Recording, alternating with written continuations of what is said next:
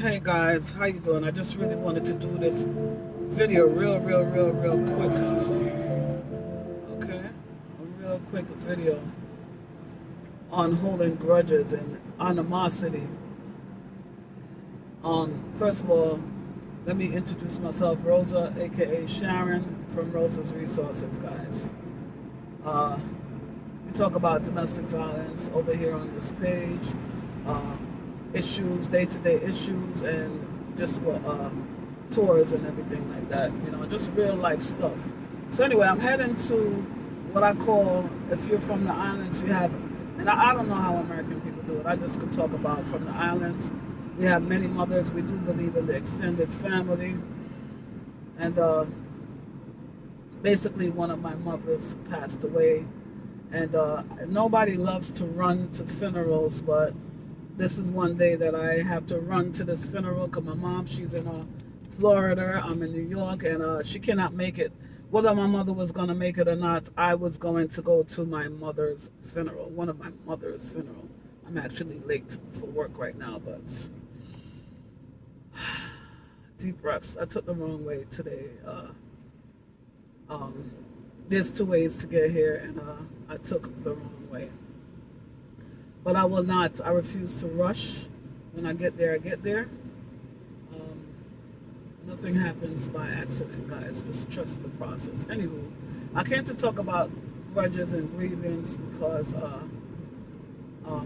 the lady that passed away, let me share the story. I was talking to one of her childhood friends, and she shared with me, it's just amazing, guys, how someone can do you wrong or what you perceived as wrong because you never resolved the issue, so you don't know how that person's side of the story is, and that is real, you know. So what happened was, it was some mix up with some cheating scandal, and she thought the lady took part of it, and she was very much upset. I never knew this.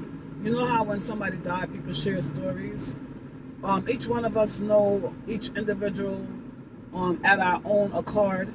You might have a different story, a different version of the person, and you might think the person is evil. I might think the person is good. You know, you might share wonderful stories about the person. Another person may not. Another person might think that they're evil. And it's all about the piece of the person or the piece of you that the person gets. Hopefully it's consistent all around. Anywho, I'm just coming here to say that sometimes you think someone offended you and you did not resolve the issue. Like I said, it's been 50 years, right? Because the lady's well up in her 80s. This happened 50 years ago. I just cannot even imagine. I'm just coming here to tell you guys that you got to listen. Somebody very close to me offended me, and I had to forgive the person because I didn't listen. When you carry around that grudge, and that, first of all, the grudge is painful, and it's going to cause all type of disease in your body. So if anybody offended you guys, whether they knew it or they didn't know it, you need to forgive the person. And you don't have to go to the person and tell them that you forgive them, but you got to forgive them out of your heart. I cannot imagine carrying around grudge for 50 years. You know what I mean? Even like with my personal sister, you know, I was molested by her boyfriend, and I kept it for a long time, and somewhere when I started self-awareness and I started going into myself, I was like, I cannot carry around this no longer. So I personally called her because I wanted her to know that I forgave her. You know what I'm saying? I wanted her to know that I love her and I forgave her for whatever happened. You know what I mean? Because she actually knew about it.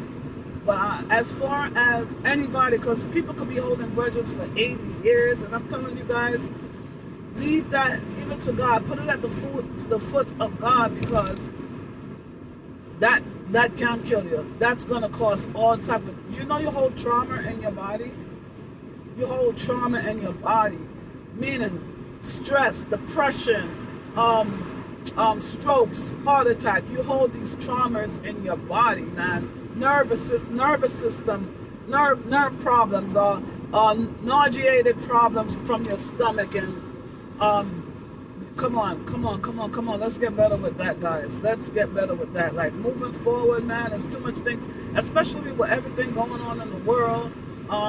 You're hearing about that crazy president or whatever he call himself in Russia. You hear about what he's planning for the earth, and you just see all the sickness going on, and it's nothing like death to make you reflect on life. You know what I mean? And then when somebody die, people go back to the normal self. You know, they just revert back to their normal self after the funeral. But I would hope that we all strive to get better each and every day, and we need to really, really do better. Like, I'm always going to talk about self-awareness, because once you're breathing, you really should be getting better with self. You really should be getting better with self. Once you're breathing, you got to get better. Every day you should be getting a little better every day. Try little baby steps. You have your whole life in front of you, and it's for you to get better every day. I'm not going to say you're not going to be God, you're not going to be perfect, but try to get better. And especially if you have unforgiveness in your heart, how do you want God to forgive you? He's not. And he's not going to bless you once you are holding on to grudges and stuff. You got to let go so that your blessings could flow. You got to let go so that your blessings could flow, guys. You got to do that. You know what I mean? So much. Like, you guys give me so much topics to talk about. So, you know, with the lady, because these are friends of my mom, you know. And it's just like you're a teenager, then you get to be like an adult, and then you get to be like a grandma, a great grandma, and you're still carrying all those traumas from your teenage years. It's just not good, you know. Forgive yourself, forgive others. It's just a good practice, man. And I don't care what they did to you. I don't care what they did to you. Listen, I had a horrible betrayal. It was devastated at first. But once you're in that healing process and you're trying to move forward, you gotta let that go. You gotta let that trauma go. If not, it's gonna spill over to all aspects in your life, all aspects. And then you're gonna see everybody just like that person. And you can't let that one person mess up your life. You cannot. Because everybody is not like that one person. You know what I mean? You gotta forgive, guys. You got to forgive. And then once you forgive, let God revenge your enemies. Let God revenge them. And he will. You know, and he will. God does it best. Because I know a lot of people call it karma, but in the Bible it talks about reaping and sowing. What you sow, so shall you reap. So whatever you put out, you will reap the benefit of what you put out, whether it's good or bad energy. Don't play in a Satan rampant shop. I don't play with Satan. I don't play with demon, Lucifer, Jezebel, Delilah, none of them. I don't play with them. I don't play with them. They're not to be played with, because all they got is trickery, glim and glats, lies, cheating. No good can come from that side of town, the evil one. No good. But when you let go and let God, trust me, you're not going to be perfect, but you're going to walk in a freedom. Free. You're going to be free. That's what forgiveness is all about, is freeing up your soul, okay? Free up your soul. I just had to come on here and talk to somebody because I'm driving, and I just remember the lady, you know, we having this discussion. That's one of my mom's favorite friends. Like I said, I got many mothers, you know? And you call your mothers. Not only, it's all about extended family. I know days people don't believe in that no more. I'd rather the old school people than these little new school attachments that they're so dissolvable. You know what I mean? They're here today, gone tomorrow. You know, I'd rather the old school people, even though they have their ways. They got a lot of stories. Old people got wisdom. You know what I'm saying? Wisdom, wise wisdom. You might see it as buffoonery, but life is just recycled, guys. It's just recycled, okay? You might see a different way out because you're on the outside looking in, but these people had limited access to resources, and they did what they had to do. You understand? They did what they had to do. So, I was just talking to the lady, and I told her she had to forgive. I guess she lost a lover. She lost a very special lover that she loved, but I'm here to talk about that. You cannot lose nobody that loves you, because if somebody loves you, they're not going to deceive you at all. They're not going to even think about it, because they value you, they value the relationship, and they're not going to deceive you. They're not. If somebody is a friend and they betrayed you, they were never, ever your friend. Never your friend. That's a jealous, envious person in your circle, and they were never, ever, ever your friend. Believe me. When somebody show you who they are, you believe them. You believe them, you forgive them, and you keep it moving, and you don't go back in their circle for them to deceive you again for the second and the third time. You forgive them, but that does not mean that, listen, I forgive my Judas, but I will never, ever, ever get close to him again. Because not only did I give him one chance, I gave him two chances, and he deceived me twice. So why would I get back in his good grace for him to trick me again? It's a wrap. That's it. There's no more trickery on this side of town. You understand me? Guys got to be wise. So as far as forgiveness, you forgive the person, but you keep it moving. You don't give them a third and a fourth chance, because everybody deserves a little one chance. I'm going to give them that. But once they deceive you for the second time, listen, next time is going to be death. God told me that myself. This is why I'm coming here to tell you to forgive the person and move on. You don't have to be a friend. If you see an enemy starving, and the Bible says to feed them, it doesn't mean you got to get close to them. You love them from afar. You love them from afar, from a very long distance, okay? That don't mean when you see them on the street, you got to pass them by, because that's grudge. You hear me? That's grudge. You wave, you bow your head, whatever, you keep it moving. You don't even have to stop to have a long conversation. You don't even have to do that. Okay? I'm not here to tell anybody how they live their life. I'm just here to tell you my experience and how I free myself, and how when you hear things, because you free yourself, because God freed you, by the way, and you're free now, and you see somebody else going through the same trauma, and you could talk to them because you know the pain and you know what they've been through just from hearing their story and seeing their pain, the pain that you see on their face. And she wasn't in front of my face, she was on the phone, but just by hearing her voice and the angry words she was saying, and she's just as in pain as. And remember, I love the both of them. I love the lady that passed away, and I love her. You know what I'm saying? But I'm like, wow, so she did that to you. You never confronted her. She said she said one day the lady was calling her from afar years after, and she said she just ignored the lady and kept on walking. And I said, look at that. And now she died, and you died with all, and you still got all that pain. Please release that pain. Release that trauma out of your life. You know what I'm saying? Forgive her and move on. You know what I'm saying? Whoever offended you guys, you could go say a prayer and ask God to forgive the person, and that you forgive the person out of your heart. Whoever offended you, if you want to pick up the phone or send a text and just tell them that you forgive them, and then you give the burden on to them. Okay? I'm telling you guys. I'm telling you guys.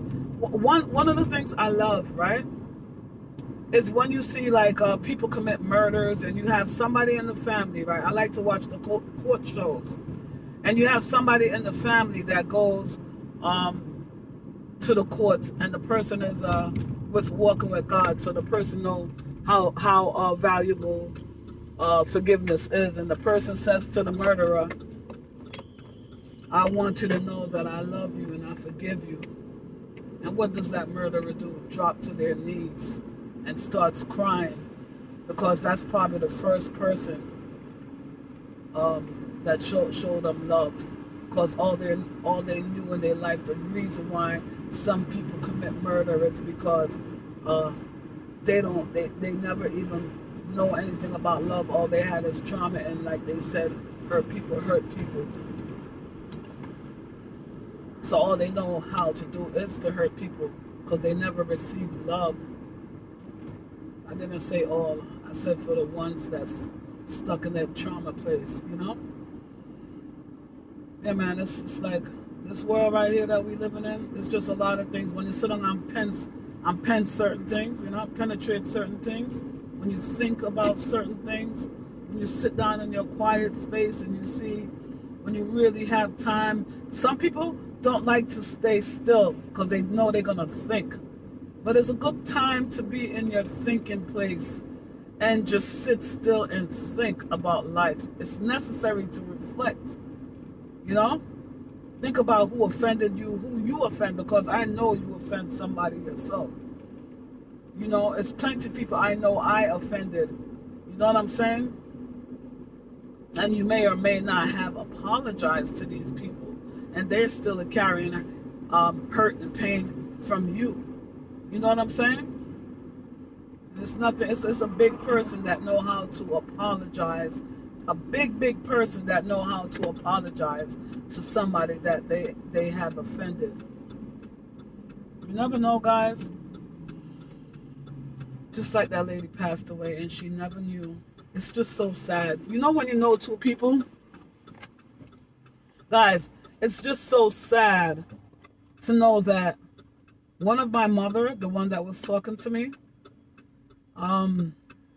was offended by the other mother that passed away, and they never got to talk about it. That's why emotional intelligence, guys, is very important to have emotional intelligence, because emotional intelligence means that you're not going to carry around that burden of grudge, because you're going to know how to communicate. You're going to know how to forgive. You're going to know how to say, I'm sorry to somebody that you know.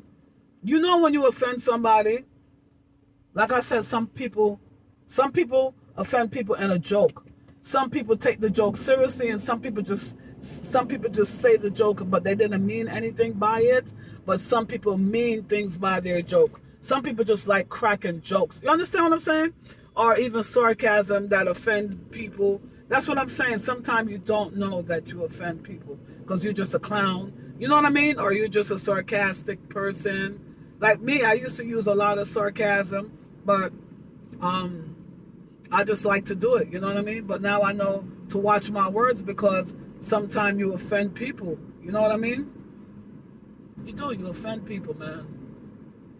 You got to be mindful. And that thing that I said yesterday, treat people the way you want to be treated, is not a good phrase, because in the case of a person using sarcasm and knowingly, and using jokes knowingly to hurt someone else, treat people the way you want to be treated. It's just not nice, because you, the person making the joke, or you, the person being like to criticize people, you would not like if somebody do that to you, but you love doing it to others because you have low self-esteem, and you do it, you know, just to offend people, to make yourself look big, and that is a very small person. Period. End of story. You know. Try to teach my sons, my daughter, to respect people. You know, just respect people. I don't care. It could be the hardest person. Like, even on my block with my drug dealers, I call them my drug dealer, people that I see on the corner. You know what I mean?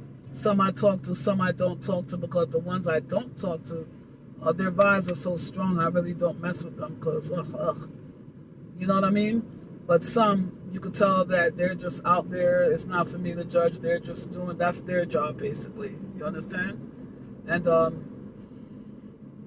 they respect me. I'm one of their mothers. You understand me? Because we're all going to get to that point that we are mothers. Right? When we get up in age, we are mothers to many, even those that we don't know that look at us like that, you know. And I just love it. Like, it's such a good feeling when you're walking on the block, and you know the thugs, basically, like Miss Sharon, even though they don't gotta call me man, so they might pound me out, sit down and talk to me for a little bit, and I'll give them a little wisdom. The ones that I talk to, You know what I'm saying? And we talk and we share jokes because I used to smoke. I used to smoke weed every day. I recently just stopped smoking 2 years ago since I came to God, you know? Yeah, I don't need to mess up my temple, so I don't want to smoke. I don't want to smoke. The next thing I want to do is stop eating junk, eating garbage, because I'm messing up my temple. You heard? Your body is your temple. So people say, oh, you could smoke and you're a Christian. I don't want to smoke. I have no desire to do that anymore. My body is my temple. So I just arrived, guys. Man, it took me a long time. I'm 14 minutes late. Wish I'm an independent contractor, so it really doesn't matter. Is my money going to look funny for 14 minutes? Not really. I just don't like to be late. Time management is very important. Very important, guys, when people depend on you. I hate this. Okay, I got to go, all right, guys? Make sure you hit that like button and comment, please. Thanks.